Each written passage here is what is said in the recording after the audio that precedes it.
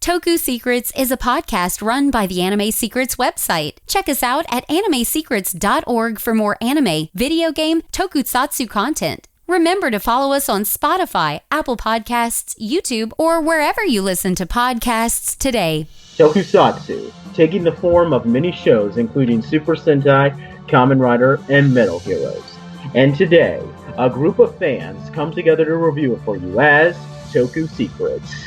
Hey guys, and welcome to another episode of the Toku Secrets podcast, presented by animesecrets.org. I'm your host, Book and Silver, Nathan Desa.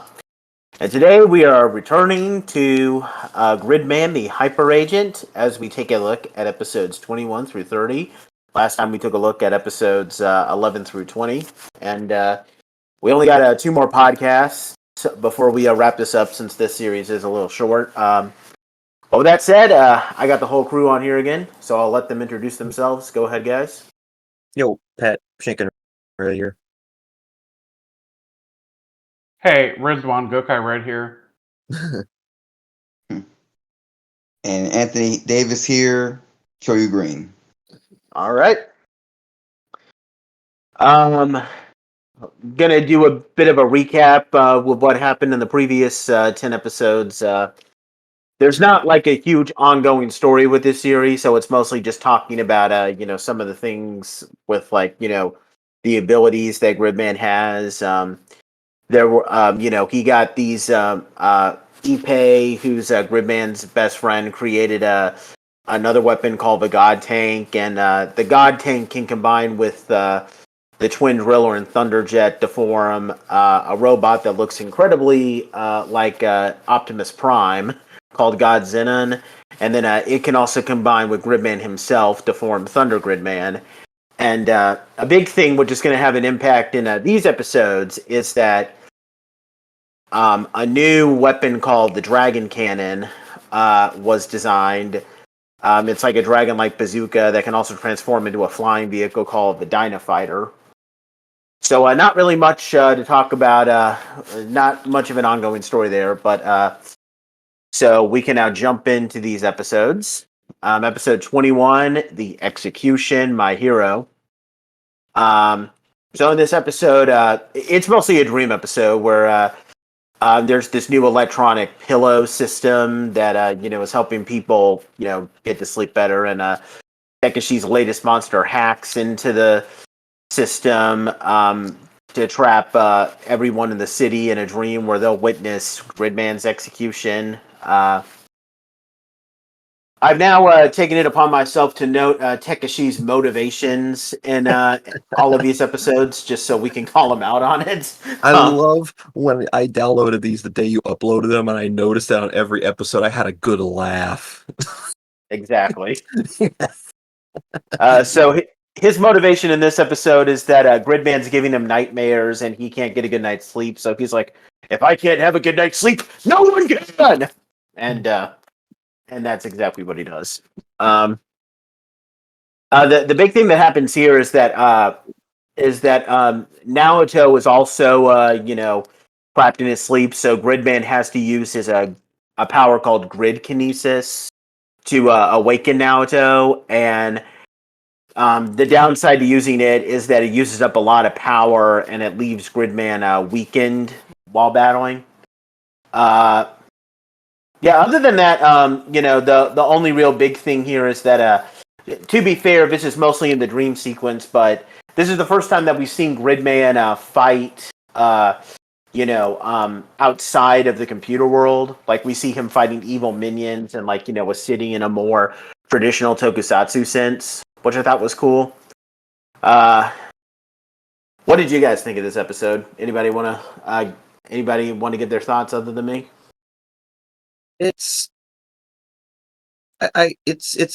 also the first episode where everything kind of gets made known to the public. Mm-hmm. Where I don't know if that was intentional on Takeshi or Kondijifer's plan with this, but they basically drop everything to everybody. So this is kind of like the big reveal episode, but it doesn't really come off as grand as it probably should. Right. But No, this This is a very standard Gridman episode. The thing I'm kind of noticing with this as I watch more of it, I wish Gridman didn't happen until like 2023. Because being in the 90s, these things didn't even exist. Like electronic pillows and stuff. Like, what the heck are they even going off of here? Yeah, that's why for like the longest time I was begging for the show to get like a modern adaptation or a modern It reimagining, but it in needs it. this sense, the way that it's being handled, it still has yet to happen. Which kind of annoys me. Yeah. Yeah. Anything you want to say, Anthony? Yeah. Takeshi again is just he's just so annoying. But it's like, and he's kind of like disturbing too, because he's like, he was enjoying whipping him a little bit too much. And I'm just like, I get it's a dream, but I was like, okay, well, I mean, I can kind of vouch for him. If you don't get enough sleep, man, you really do want to ruin every other person's day. Exactly. I can kind of cut him a little bit of slack this time. yeah, I guess. It's weird though, because in the dream, I mean, I guess it's in the dream sequence, so maybe they, just didn't think anything of it, but like they see, like the gang sees Takeshi alongside Khan Digifer in the dream world. Like, is there a reason why they shouldn't suspect anything? That was a big thing that I kind of, kind of stood out to me a little bit.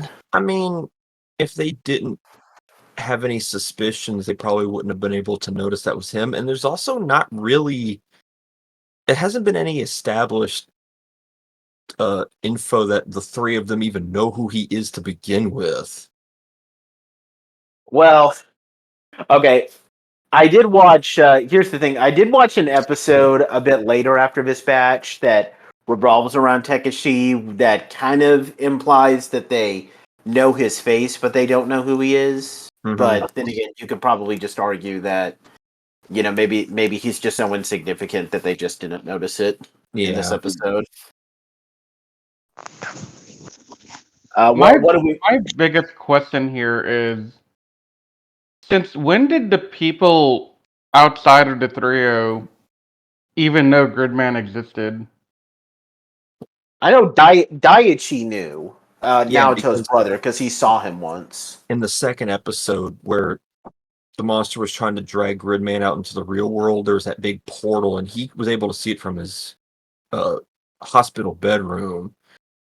He's the only one that's actually seen Gridman up until this point. So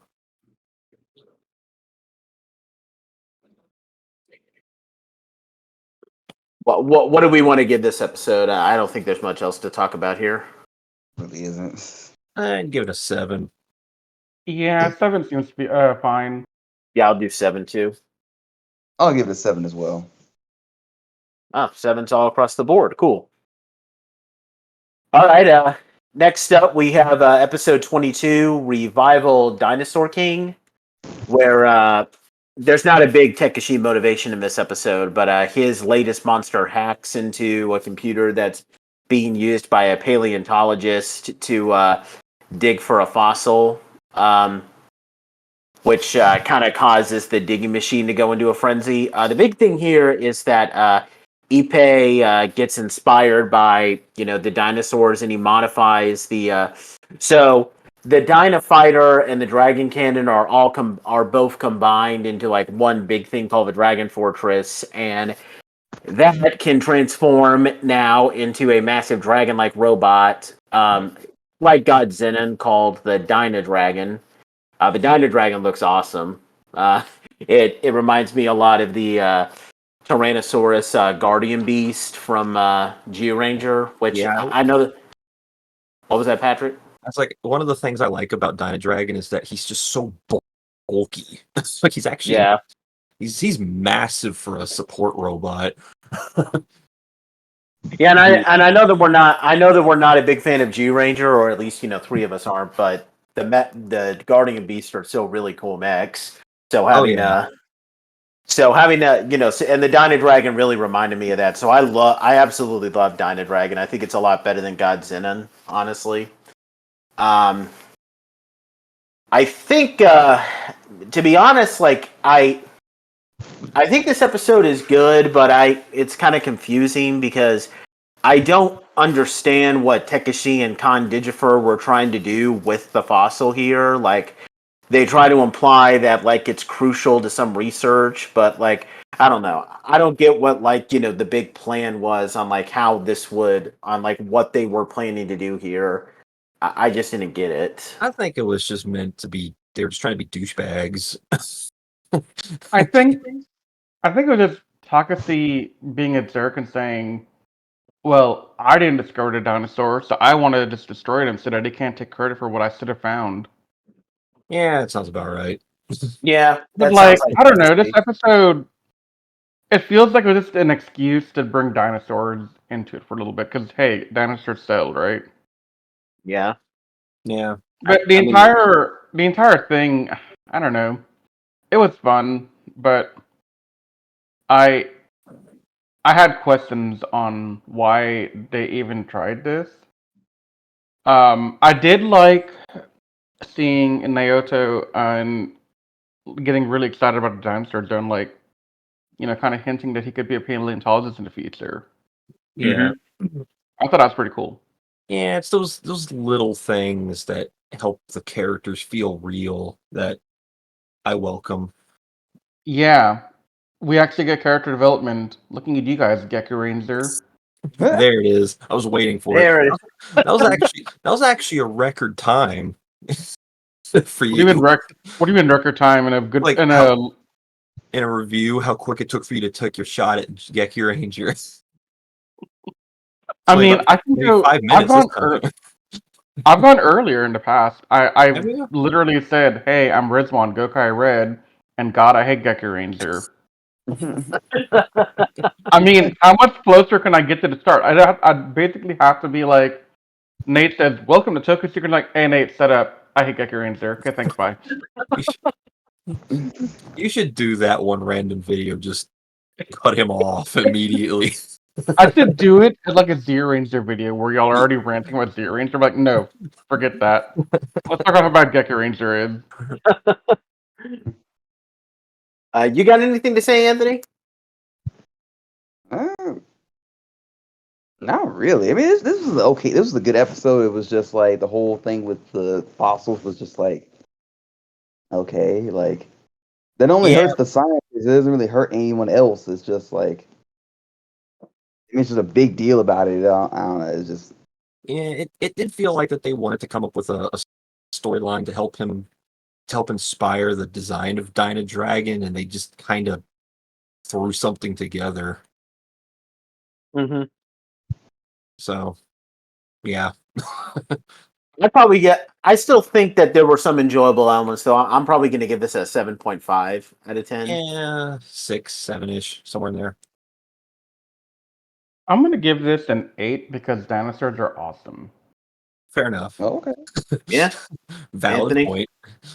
I'll give it a 6. Cool.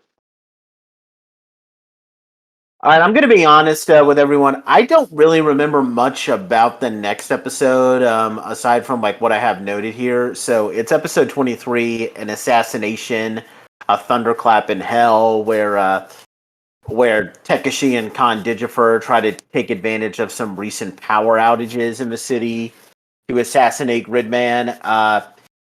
I'm just gonna say this right off the bat. I think this is probably the weakest episode of this batch, just No, it's not. because. Well, okay. No, it's not. Don't lie to me. Don't lie to our audience. They deserve better than that. They're way weaker, and we're gonna get to that in a bit. Okay, I'm not saying this is the worst. This is one. Okay, even the ones that are bad, and I know what you're thinking of. I at least remember stuff from those episodes. Like Okay, I don't even know what episode 23 is about. Like, I have no idea what this episode was. I This was forgot. exactly. they tried to And I capture watched them him. today. So they tried to lock him into a power substation's control panel and then strike the plant with electricity to kill him in the cyber world. Basically, What? it was Okay. yeah. It was I mean, basically I remember seeing some of these things like a scene here and there, but like, yeah, okay. Yeah, Yeah. nothing really stood out in this episode to me. I'm going to be honest. There's no characterization. There's no interesting quips. There's no Takeshi motivation. It was just But Kind of honestly, I thought that was what made this episode one of the better ones because it wasn't just trying to screw with people. They were actively, the whole goal was to just get rid of Gridman entirely. And it almost worked. Yeah, Yeah. I can understand that. I just kind of wish the plan was a bit more memorable. I guess like Or they extended it to 2 parts, like a set of episodes we're going to talk about in a little bit, which really worked as a 2-parter. yeah. yeah. I'm probably gonna Anthony. You got anything to say? This didn't really nothing really happened. So yeah. Yeah, I'm probably gonna give this one a 5. I'll give it a 7 because I did like it more than most. I'm Yeah, gonna give it a 5 It's because same with me. it's very simple, but it actually isn't annoying like some of these are. Yeah, I'll give Yeah. also a 6 too. So Okay, well, we can move on to these next couple of episodes. I think are worth talking about a bit more. Episode 24, My Love Bioflower. So Ippei has a job working as a florist. For like the 1 billionth time this show, he has fallen in love with some random woman, and he finds out that she's engaged, which really gets him all depressed. Okay, so what's Takeshi's motivation in this episode? So he bought some flowers for Yuka, and he was going to give them to her, but she overlooked him and just rode right past him. And Takeshi decides that he hates flowers now, and he decides, all right, I'm going to ruin flowers for everyone. And Can we talk about his attempt at giving her the flowers real quick? He ducked his how head did that? and football tackled. Like, if he actually hit her, he would have knocked her off her bike and probably injured both of them. Like, what the? yeah. What the heck is he trying to do here? I don't understand him at all. It was hilarious. Now, a big thing, and this is something that really stood out with me in this episode, is that the way that flowers play a part in this episode is that there's this very special flower in the flower shop called leaf ran, which is a bioengineered flower, and because it has some bioengineering added to it, Takeshi's monster is able to like hack into it and like reverse engineer it to like unleash this like really poisonous pollen all over the place. I really like that because I think that it kind of it has like more of a biological type of approach to it. That's what really stood out in this episode to me. Yeah. And I could buy this excuse more than the mummy. Oh Oh, yeah, yeah. 100%. This was actually pretty cool though. It had a very distinct monster too. How the monster looked like reptilian and floral all at the same time. Yeah. I think Ippei was kind of I don't know. I think it was kind of a jerk in this episode because, like, well, first of all, this is like the 3rd episode where he has a crush on some woman of the day, and at the very end of this episode, because like at one point, the woman that he was working for and her fiance are like they get sick inside the flower shop, and like they're about to fall unconscious, and Ippei, after the whole thing is done, he wants to check on her, but then he just walks away, and it's like, dude, can't you at least check that she's healthy? I mean, so what if you're Only one that felt like I was like, dude, that's kind of rude.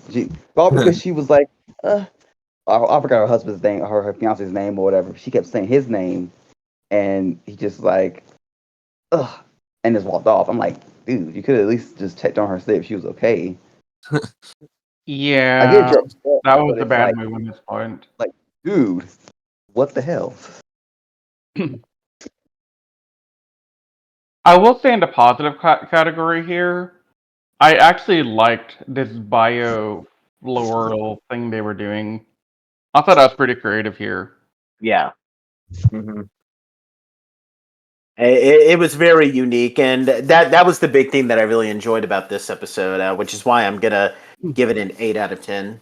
Yeah, Also, same this here. might have been the first time, I think, in a while that Takashi's plot goes beyond his own pettiness to like also try and kill a bunch of people at the same time and make them extremely sick. Like he doesn't do that very often. Yeah. He's more like an ant. He bites you and it annoys you, but it's not the end of the world, right? Like, but this hmm time he kind of had business, and I liked it. hmm Do we want to? What rating would you guys give it? I I'd give say it this is an 8. Yeah, same here. I'm gonna give it an 8 too. Cool. All right. Now 25 and 26 are a two-parter. They're both given the same title: "The Decisive Battle: The End of the Hero," Part 1 and 2. Um, so in this episode, so we start off with the crew kind of wondering if they are actually saving the city, because there's a lot of things that are happening within the city. Like their favorite electronics store is closing down because of all the cyber attacks, and a lot of people are leaving town. And at the same time, Takeshi's latest monster, hacks into a plant that unleashes a poisonous gas on the entire city. And while when Gridman is battling it, he actually gets hit with the gas that gives him hallucinations of all these previous battles. And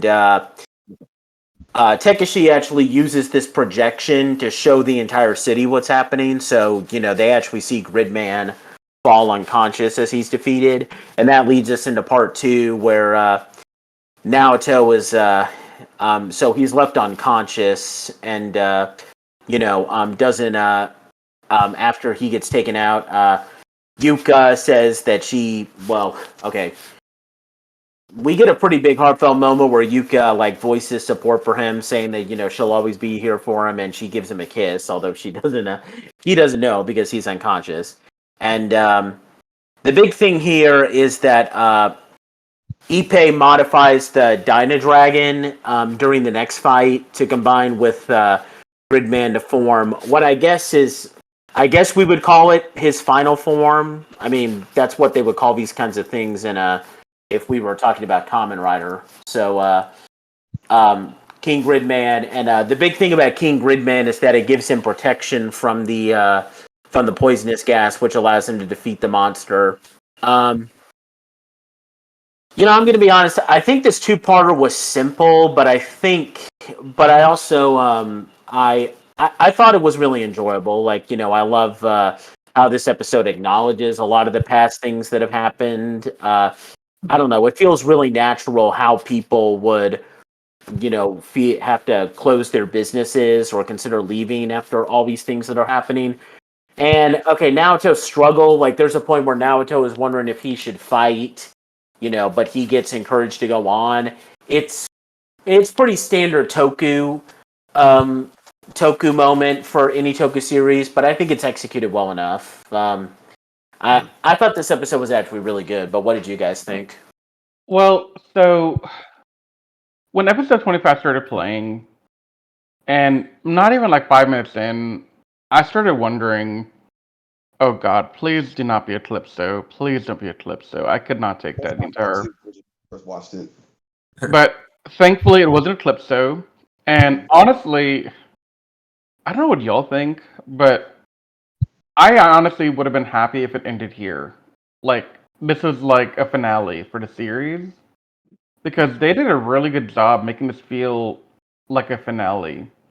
Like, Naoto actually loses. He has to go back and regroup and come back again stronger after getting some words of encouragement from Yuka. So it had finale vibes, and I don't know. I think this put a taste in my mouth of this is a really good set of episodes, but it makes things after feel less important.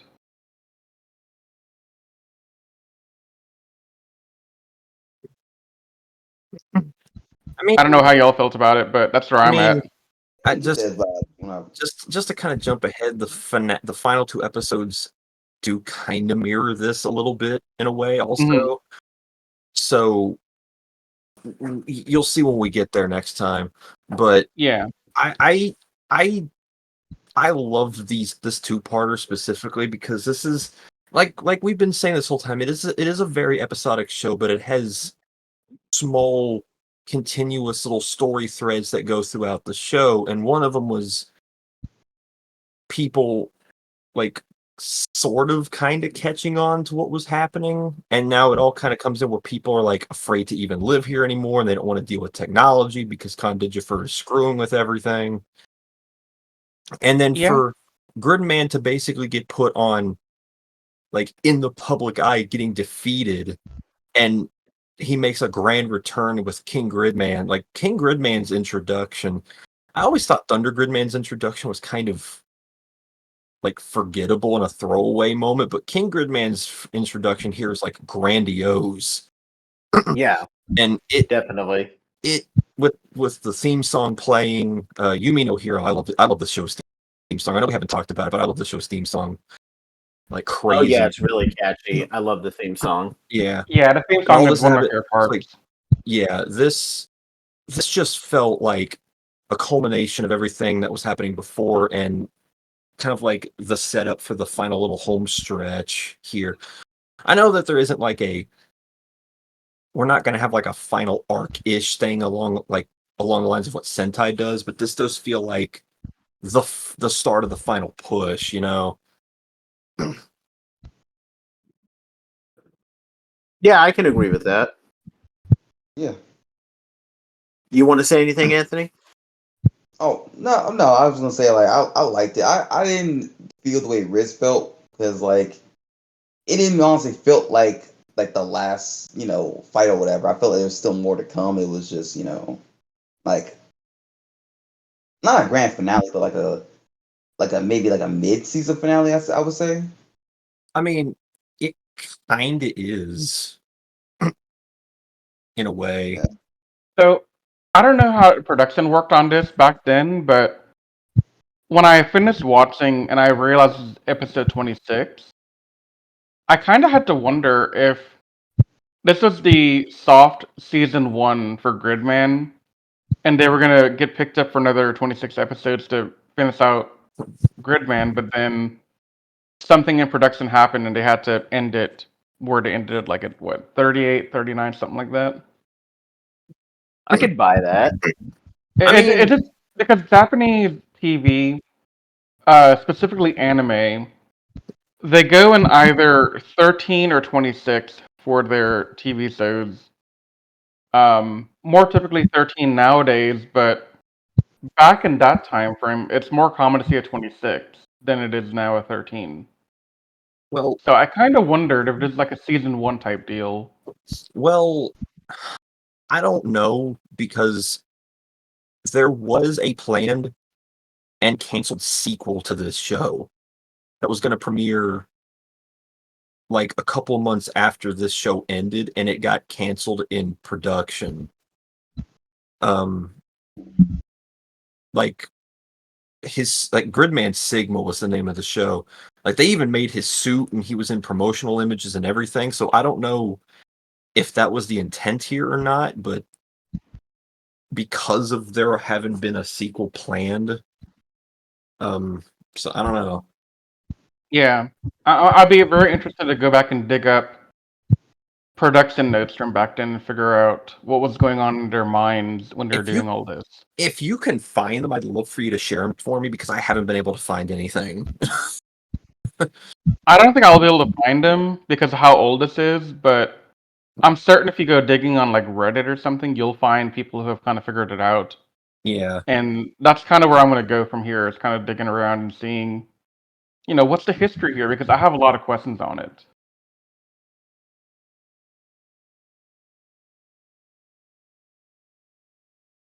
I still really enjoyed this episode. I'm gonna give it a 9 out of 10. Yeah. I'm giving this a 9 as well. Yeah, this is probably my favorite episodes of the show up to this point. Like, Yeah. I wouldn't. I'd probably give it a 9.5. I don't want to give it a 10 because I think the finale does this exact plot better. Mhm. But along with all the closure and everything. But man, I was so into this. And it kind of Anthony. yeah, Oh, it kind sorry, of Patrick. encapsulates everything that I like about this show. I'm gonna give it Yeah. a 9. I'm gonna give it a 9 for this. Yeah, this was a really great episode. I definitely enjoyed it. Plus, I think Naoto and Yuka are pretty cute in this episode. Well, one last thing. Thoughts on King Gridman's design? I really liked it. I did too. Yeah, it looks kind of Gundam-esque to me, which I think is cool. I like Gundam designs. I see a lot of people say they think Thunder Gridman is a better design, but I've never really agreed with that. Yeah, it looks like I think this one looks a bit more, like streamlined and a bit like faster and quicker. So like if we were going to talk about Gridman, like I said, from like the Kamen Rider perspective, like, and you asked me to pick between like Thunder Gridman and King Gridman for like the final form, I would think King Gridman is the final form. Yeah, I really dig it. Do we want to move on to the next episode, guys? Let's go. This is All when right. things start. This is things when things are getting weird. Yeah. Yeah. Quite a bit. Episode 27, Big Surprise, a Toy Rebellion, where our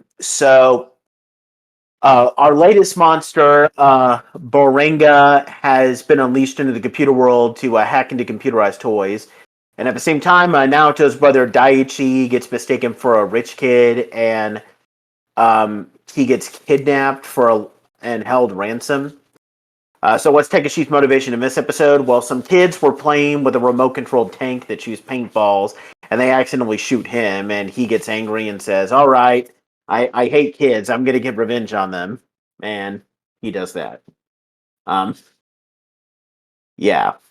Because that's pretty standard for Takeshi.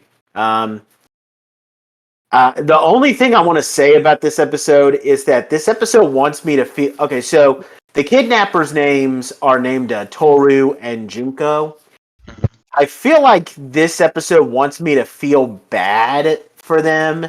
And here's the thing. I can get behind feeling sympathy for Junko. Toru was threatening to kill Daiichi with a knife in this episode. How am I supposed to feel sorry for this guy if he's doing that? I mean, even Daiichi knew how stupid they were, because this episode has one of my favorite lines in the whole show, where it's like, so how did you get this toy? It's like, I borrowed it from my friend. So you stole it. You're a thief. And then he looks at her and says, aren't you the one that just kidnapped me? It's like, you have no room to talk. It was hilarious. Yeah, these guys are idiots. Yeah. I mean, like I said, okay, I can get behind the girl. I mean, she seems fine enough. She's being all buddy-buddy with Daiichi. But again, I can't feel sorry for this Toru guy. He was threatening to kill a kid with a knife. And I'm sorry, but I don't screw with people. I don't like to, be all buddy-buddy with people who try to threaten to kill kids with knives. Amen. Agreed. That's why I love how their dad always went to strangle him every chance he got. Yeah. Justifiably so. I love Mr. Show, do that. Yeah, I love Naoto's dad so much. He's such a goofball. Yeah, he is. And speaking of Naoto's dad, there's a real subtle nod to Japanese culture. I don't know how many people would understand this, but this is something that my fiance once told me. So there's a scene where Daiichi is asking the mom to buy him the tank toy that he borrows, and she says that they don't have enough money. Like, his dad isn't rich enough to buy Daiichi the toy. And then it cuts to to the dad, and he sneezes. Apparently, it's considered a thing in Japanese culture where if someone is talking about you, possibly in like a an unhealthy way or something, you'll just randomly sneeze right out of nowhere. So. Oh yeah, I've seen that. That's a lot Oh. too. That's actually a cool little attention to detail I didn't pick up on. Yeah. Patrick missing detail? What? Yeah, it happens. Wow, I'm amazed. And I like the idea. I mean, and turning electronic toys against humans. I mean, okay, I've seen that before, but I think it was still pretty cool. But this wasn't small soldiers, but it was right. entertaining in its own right. Also, Right. did the cops let the kidnappers just off the hook at the end of this episode? Like, Yes, and I don't understand why. what's up with that? Like, Okay, why did they give the money back? Yes. Yeah. I mean, Also, yeah, I'm very confused on why they get the money back. I mean, it's 2023. We should be used to cops not doing their jobs correctly. I don't know why we're making a big fuss about this. exactly. Yes, see, they're not American cops; they're Japanese. I have hope that other countries' cops are better than this. Okay, so I thought that this episode was good, but I can't get behind that I'm supposed to feel sympathy for this Toru guy. But that's a huge. I'm giving this episode a 7 just because of Daichi's roast. Yeah, it's a 7 for me too. It had entertaining moments. I'll give it that. Yeah. I get The thing I really don't like about this episode is that the Gridman stuff legitimately felt like secondary stuff in this one. Yeah, absolutely. Riz, what were you gonna give it? Probably a 7. Cool. Because the thing I want to note here is when I said earlier that after the two-parter, the next episode felt very lacking in like the importance I felt. I mean, I don't know. What do y'all think? I mean, Sentai will have these 4 or 5 episode story arc things and then immediately go to a stupid filler episode afterwards, so I'm just used to it. Yeah. Yeah, but I mean, I don't know. I just got such finale vibes, and then to go from finale vibes to, oh look, episode of the week, yay! Yeah, I can agree with that, but I think it was still an entertaining episode of the week. Yeah, no, definitely. Mm-hmm. Unfortunately, this next episode is. I don't know if they accidentally got the script to a psychological horror and thriller and just mistook it for a script of an episode, but here we are. This episode is creepy. It's called Yuka Vanished, episode 28. So in this episode, it begins. Takeshi is filming Yuka. He's filming her. Wow. Because that's perfectly normal.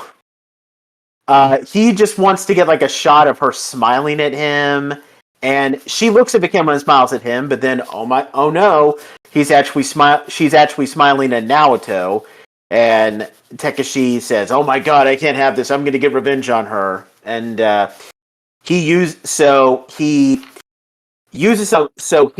hacks his own camera with a monster. And then he sneaks up on Yuka while she's changing clothes in her bedroom. This is getting really creepy, guys. And what's even more creepier is that as she's changing clothes, the stuff that he says, like like he's like, I had to pause the episode and just take a break for a second while I was watching that moment. I was in your boat on that, Nate. I had to stop as well and just be like, okay, we're gonna pick this up in like an hour. I'm gonna go make dinner or something. Get those You know that meme where it's like that woman's face and it's like the equations are just flying all over the place? Yeah. Yeah, that's what I was like, what the heck is going on? Well, okay, do you guys remember at the beginning when I said before the podcast began recording, I'm sitting here eating my granola parfait, contemplating my life? Yeah, this was the one. Yeah. This Yeah, is the episode that made me contemplate my life. legitimately don't blame you at all. It's like, This and the next episode together made me contemplate life quite a bit. it's like, Yeah. And why? it Why? annoys me because this episode and the next episode genuinely have two of my favorite, or they're genuinely two of my favorite episodes from Cyber Squad. But in this show, they're really uncomfortable. Yeah. But okay, we haven't gotten to the most disturbing part yet, though, guys. It gets Takeshi, worse. the monster, traps. But wait, it gets worse. Yeah, Yes. Billy Mays. But wait, Okay, the monster traps Yuka in his camera so that he can have Yuka all to himself, and like he creates this fake video message because people think that Yuka's been kidnapped, and she's sending this message that like she's fine and she's with Takeshi, and like okay, she doesn't say that she's with Takeshi, but you get the point, and like he's just creating all of these really weird fantasies where they're married or something like. What mental board did Takeshi break out of? I just want to know now. Like, Psych- what was that, Anthony? Psychopath, man. Yeah. On a side note, Ippei revives God Zenin in this episode. Yay! Fight again. So at least there's one big thing. So I'm gonna say that I really enjoyed this episode. Mainly because, yes, it's creepy and it's uncomfortable, but I think part of me wonders if it was meant to be creepy, and if it does that, then I think it does a good job. Like, I hate Takeshi even more, but I feel like I'm supposed to. So, in a bizarre sense, I actually enjoyed it in a weird way. Like, I know it's messed up, but hey, it left an impact, so it had to be doing something right.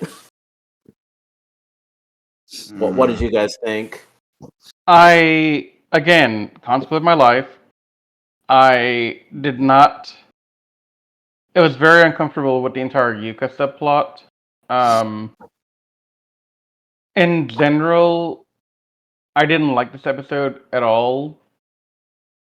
The only thing that was decent was seeing Godzilla come back. Mm-hmm. So I'm gonna end here and say a 2 out of 10.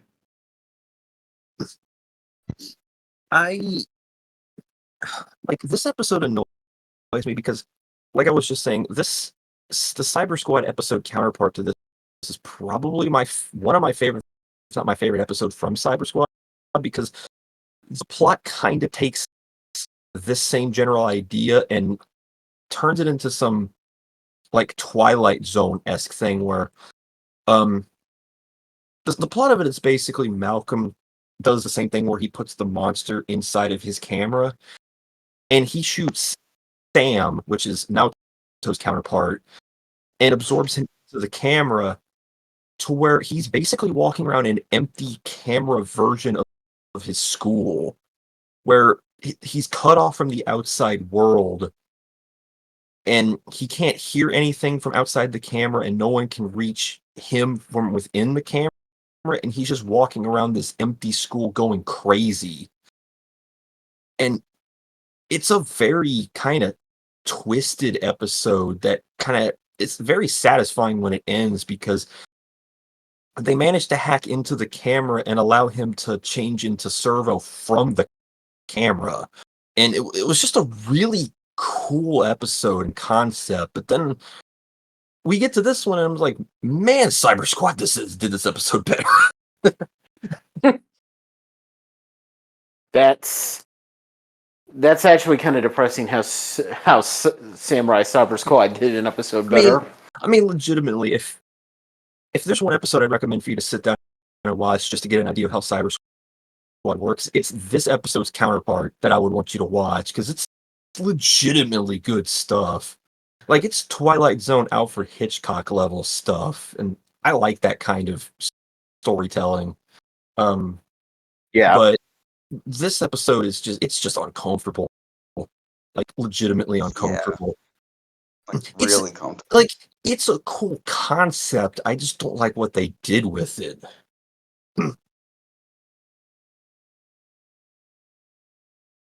Riz said 2. I'll probably give it a 5, to be Yeah. honest. I'll give it a 5 for the concept.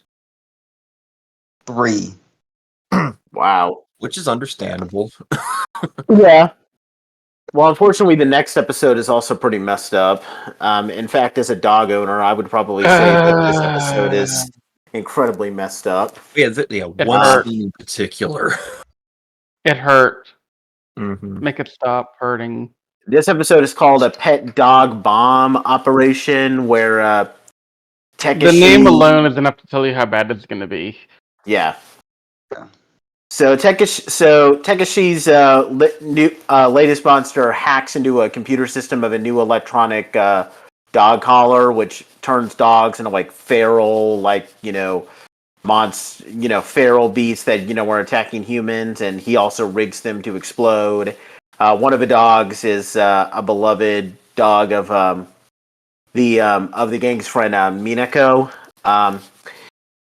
So pretty much what happened is that Takeshi is out walking, and then a barking dog scares Takeshi, and it causes Takeshi to bump into a food delivery man, and he gets all angry because he gets the food all over him, and Takeshi is all like, "Oh my god, this is the dog's fault. I'm going to destroy and kill all dogs."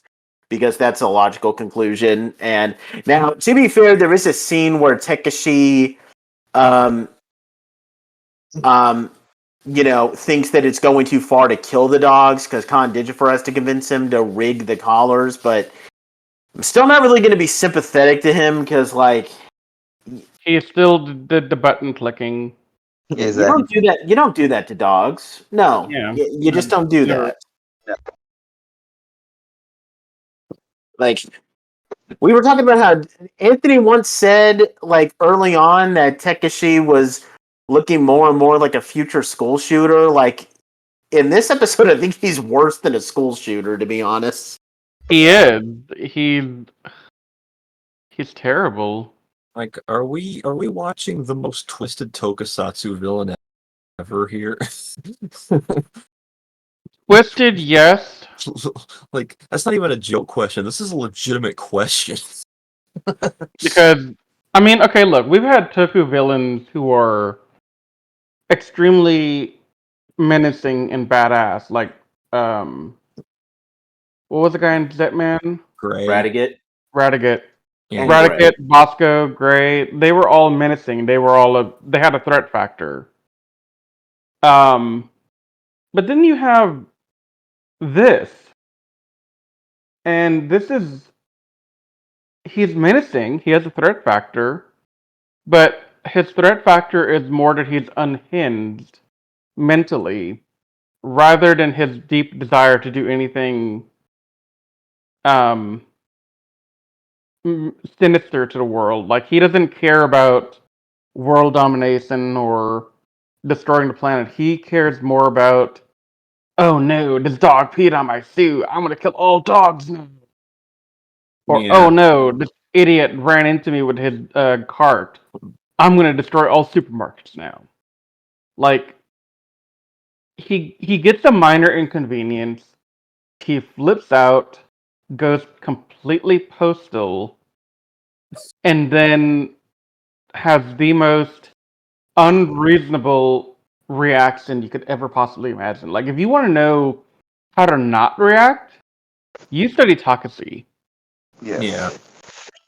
As someone who's a psychology major, I legitimately don't even know where to start with this guy. As a psychology minor, I have no idea where to start with him either. Yeah, he's a train wreck, to put it lightly. It's like the Miley Cyrus song. I came in like a wrecking ball. He is the wrecking ball, Mm-hmm. And Khan did your first one and now operating that song stuck in my head. crane. Huh? Khan did your first one operating the crane. Yeah. I'd probably give this a 3. It's just disturbing. Yeah. I will give it another 2 because you don't. They killed a dog in this. Like, legitimately blew up a freaking dog. Like, Yeah. what the hell? Like even the Gotta main do character, like even the main characters Like- were like, "Holy crap!" What Like, the okay, I understand this isn't American society and things are a bit more lax, but 90s Japan, are y'all okay? Allow episode 28 and 29 to come out day after day or week after week, however does it serialize, I don't know. And to have kids one week see a guy creeping on a girl underage, undressing, and giving stalker vibes, and kidnapping her and putting her in a camera and saying, "Oh no, now you're my personal girlfriend. You're never gonna leave because you're mine now." And then the next episode be like, "Ugh, this damn food delivery guy, this Uber guy ran into me, and now I got noodles all over myself. I'm gonna kill all the dogs because screw dogs."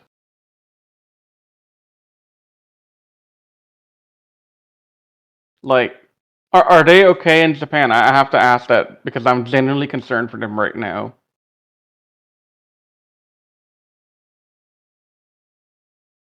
That makes me like question is like what? Like, where's the line did they draw of like, oh, this is not okay to do? I ask that question a lot. Anthony and Patrick, what's the rating you guys would give? Yeah, this. I'm giving this a 2 because no, we don't do that to dogs. We stand dogs in this podcast. Even though I'm allergic to just about all of them, Even though I'm not a big fan of dogs in person because they freak me out and I have a kind of whatever, I still say no. Yeah. Patrick? yeah, it's about a 2 for me also. Oh, okay. Were you going to say something else? I didn't mean to cut you off, Patrick. If I He was Yeah, gonna I say forgot. something, I don't know what. Yeah, I forgot what it was. Oh, okay. Yeah, this is All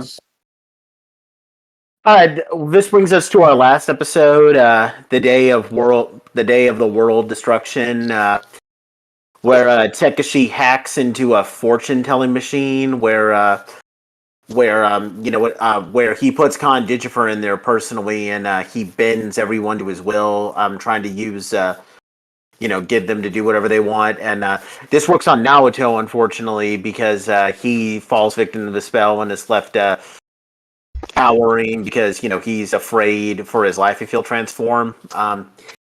Takeshi's motivation in this is that he gets tips from the machine to change his fashion style to get Yuka to like him, but that she rejects him, and then it turns out that the machine was giving him advice on how to woo this guy who's cross-dressing and claims that his name is Yuka, and Takeshi gets angry that he was supposedly sexually harassed, so he decides to destroy the fortune-telling machine. Yeah. I mean, okay. I know we give Takeshi a lot of crap, but if the thing I'm asking for advice gets me sexually harassed, I'll be kind of pissed as well. However, with that said, hot calling the kettle black, because what did he do not even 2 episodes ago to Yuka? And now he's complained that it's happened to him. Come on, man. It's no sympathy for me. I'm sorry. Yeah, no. Karma's gonna karma, alright, guys. Yeah. Karma gonna karma. Yeah. The only thing that so I don't think this episode was really all that amazing. In fact, to be honest, like it reminded me like this plot is very similar to a Jetman episode, but it's not one of the good Jetman episodes. It's one of the fillers where that fortune telling monster tells Kaori that she'll die if she transforms, and then she's doing it. Oh, I Like, forgot about that. I blocked it out of my memory, dude. yeah, it's the same here. And that Jetman episode wasn't really one of the best. And I don't know. I just feel like this is a very maybe it's not. Maybe that Jetman episode and this episode are the only instance of it. But this just feels like a very cliched Toku plot where the main hero was told, if you transform tomorrow, you will die, and then he's like, oh my god, I can't transform, and then someone has to slap him in the face and say, yes you can, and he's like, okay fine, I'll do it. And it's, I don't know, just maybe this isn't as cliched, but it certainly feels like a cliche. It might be more cliched back in that time period because I'll be honest with you, I've never seen a fortune telling machine. And neither have I. Like, Yeah. I've only ever seen them on TV and like old movies. Mm-hmm. So I'm thinking this is a concept from like when we were younger kids and we don't remember stuff, or before we were born, kind of thing. And the writers use it because that's what they remember from when they grew up. That's my guess. Mm-hmm.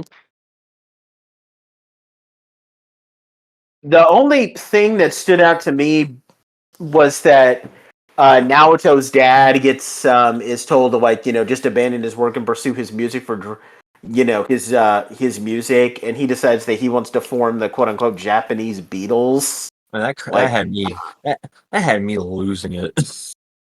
Yeah. I'm a huge fan of the Beatles. Like, they're my Yeah. favorite band, so Yeah. any reference made to them is a huge plus. Yeah, same here. Because my dad is a Beatles fanatic since he was a kid, so I got a personal kick out of myself. Yeah, I'm more of a Queen fan. Queen is my jam. Yeah, Queen's yeah. Queen is amazing. Yeah. Okay, But I'm yeah, gonna it's give not- this a 5. I think. Yeah, it's Yeah, a I'm giving it a it's 6. It's a forgettable episode. It's a 5. Yeah, I'll give it 6 too. And that brings us to the end of this batch. Do we really have any future further commentary we want to give on, guys? I know this has kind of been a little bit of a mellow episode, but there's not. But we don't really have much deep stuff to talk about with the series. There's not a lot here to go over on this batch. Like, the only thing I can say is Takeshi needs some help. Yeah, serious help. But beyond that, like, go ahead, Pat. I can tell, and I probably am going to feel the same way too, that you're not going to like how they resolve his storyline in this show. You really? I already know I'm not. I already know I'm not going to like it. I Because love. there's no way you can. Yeah, but Sorry, go ahead. it's like I love the finale for this show, mostly because I think it's my favorite Tokusatsu fight of all time. Just spoiling that now, so look forward to that. But how they resolve his storyline is, given what he's done, it doesn't work. So we can rant on that when we get to it next time.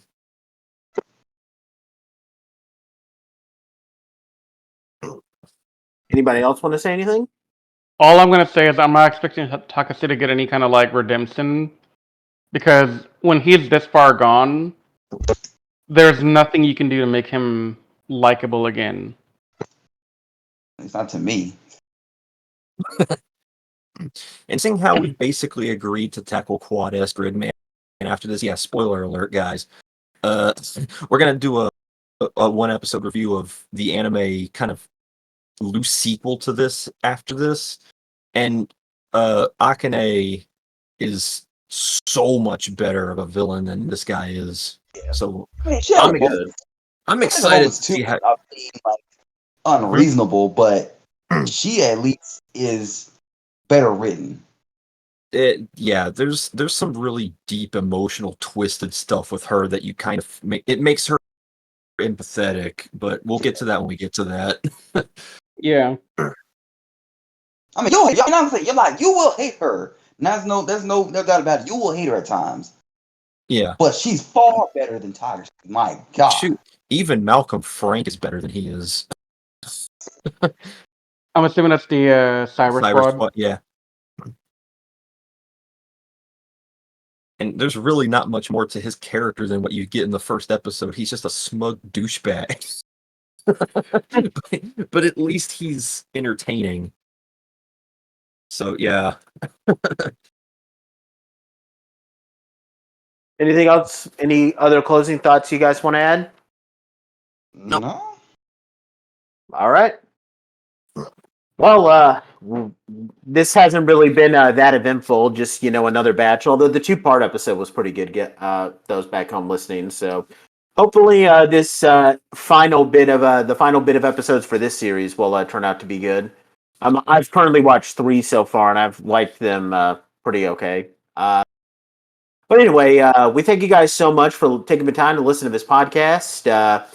If you are watching this on YouTube, please subscribe to our YouTube channel if you're not already subscribed. Like the video and give a comment down below with any recommendations you would like for us to cover on the Tokusatsu podcast. Also going to give a shout out to those who listen to us on Spotify and iTunes. Please check us out at animesecrets.org as well as our social media pages on Twitter, Facebook, and Instagram. Next time we will be wrapping up Gridman with our final 10 episodes, 30 through 39. After which, as Patrick said, we'll be taking a look at the 12-episode anime